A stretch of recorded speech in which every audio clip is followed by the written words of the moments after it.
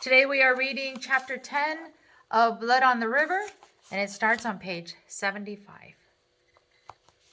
The people in all places kindly entreating us, dancing and feasting us with strawberries, mulberries, bread, fish, and other country provisions, whereof we had plenty, for which Captain Newport kindly required their least favors with bells, pins, needles, beads, or glasses, which so contented them that his liberality made them follow us from place to place, and ever kindly to respect us.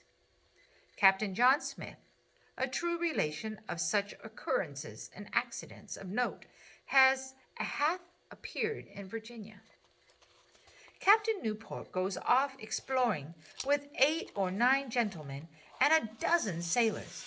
They leave in the shallops, the small boat they put together here in Virginia, so they will be able to navigate the narrow waterways. He takes Captain Smith along to be an interpreter with the Indians. They go in search of gold and silver, and to find that new passage to the Orient everyone is talking about. They don't take many provisions with them.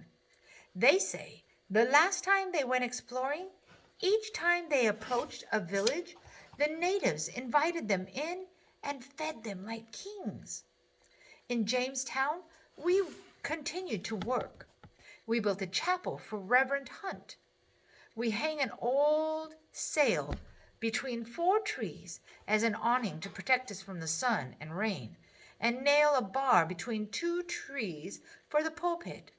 The walls are rails of wood that let the sunlight right in, and the logs on the ground are our pews. Reverend Hunt calls us together for prayer, to thank the Almighty for all that we have, and to ask for protection. It still has not rained, and our wheat fields and gardens are wilting. We have found no fresh water springs nearby, and so we are still dependent on the river for water. Richard, James, and I spend the afternoon bringing buckets of water from the river to dump on tiny new shoots. When I take a drink, I find it is still salty, and I wonder if we are killing the young plants rather than saving them. Richard and James keep to themselves, talking to each other, but not to me.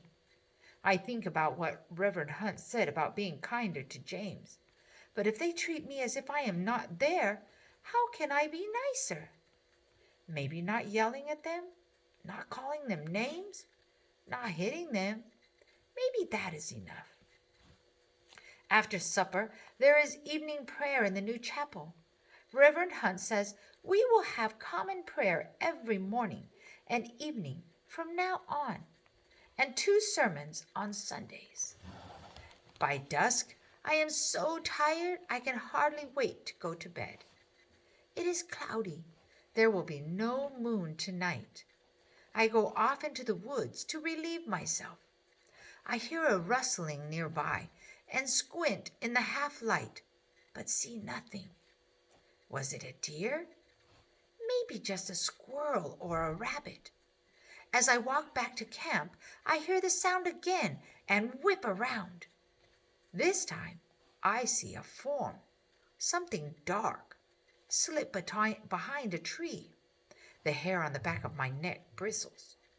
But maybe it is just one of the other men relieving himself as well. Who's there? I call. No answer. I take a few steps towards the tree where the dark form slipped away. Wingapo! I call out. Silence. It must have been a deer, I think. I go back to our camp. I creep into our tent and flop onto our bed. It is the same bed that the 3 of us shared on the ship, and by now the straw is rotting. Henry and Abram's bed is crammed into our small tent as well, but the 2 of them are still out playing cards with the sailors. Richard is already asleep, dead to the world, snoring softly. James stirs, and I know he is still awake. I think about saying good night to him in an effort to be more kind. But I am so tired. I just close my eyes and I am almost instantly asleep. It drags me up out of a dream, a shriek like a demon's cry. At first, I think I am still dreaming, but there is another piercing cry. Another, and soon the forest is ringing with noise, as if all of the demons in hell have entered our camp. I bolt upright. I can see barely more than shadows. An arrow pierces our tent and lodges in the ground next to me. James is sitting up. Richard lies there sprawled. Has he already been shot? Get under the mattress, both of you, I shout. Are they still enough afraid of me to obey? I'm going to the ship, James cries. He crawls towards the tent flap. No, I yell. I lunge for him, grab his ankle, and yank him back. Get under the mattress, now, I order. Richard groans. He is either waking up or dying. James wriggles out of my grasp, heads toward the tent opening. I grab him, harder this time. He turns and sinks his teeth into the flesh of my arm. Yow! I snatch my hand back. In that split second, James is out of the tent. Another arrow twangs past my ear. Richard is sitting up now, rubbing his eyes. I grasp the edge of the mattress, dump Richard onto the ground, then pull the mattress on top of us both. I can hear my own breathing, the blood pumping in my ears. Will the mattress protect us? I remember the discussion. An arrow will fly right through a mattress, you idiot. No, it won't. Yes, it will. Won't. Will. The argument rages in my own head.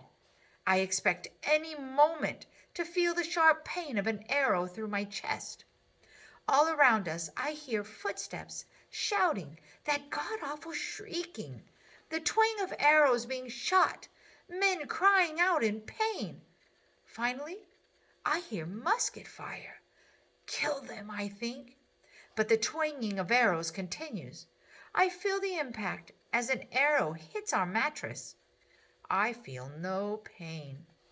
Richard, are you hit? I shout. Silence. Then, after a moment, I don't think so. I want to yell at him that this is a stupid answer. He is either in pain or he is not. But if I am ever going to be nicer to James and Richard, now is the time. Do you hurt anywhere? I ask. He moves as if he is testing his body. No, he says.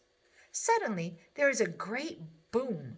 Someone has boarded one of the ships and is shooting the cannons.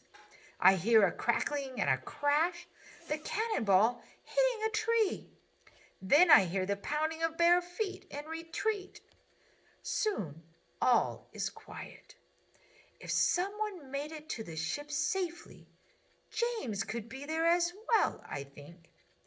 I feel sweaty and clammy under the mattress.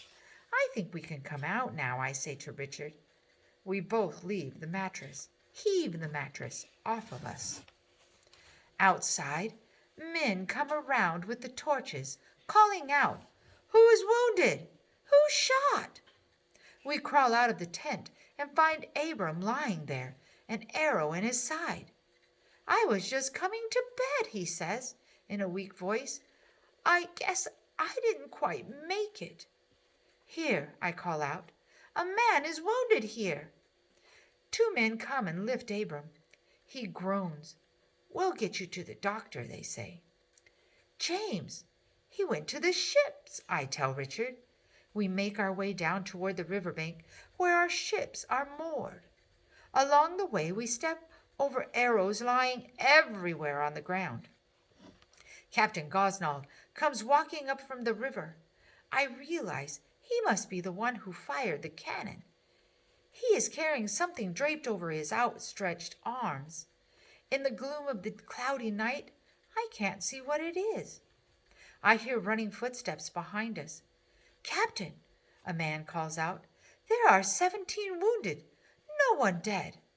The running man holds a torch, and as he comes closer, the torchlight glints off of Captain Gosnold's armor and makes clear what he has in his arms. It is James, his thin body lying limp. No, says Captain Gosnold gravely, this one is dead.